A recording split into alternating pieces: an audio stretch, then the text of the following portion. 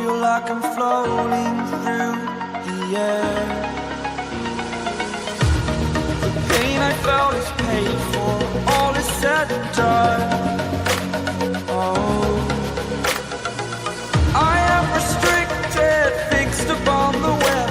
I need to kick the habit that my mind is breathing in. Break out, I've got to see. Spent all my life holding all of it closely. I played it innocent, a feel of discontent. I'm finally facing it all, fearless.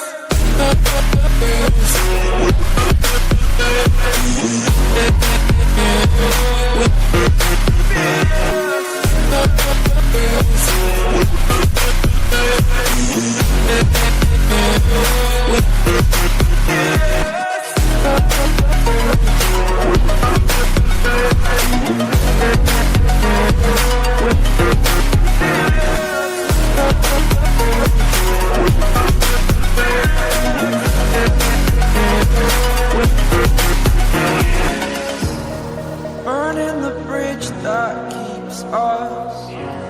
I'm here and I'm feeling fearless. Exaggerated, that's what you assume. The story's over now, I must conclude.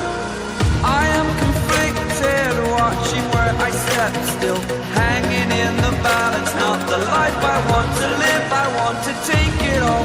Standing tall, fear I've weighed the person you are.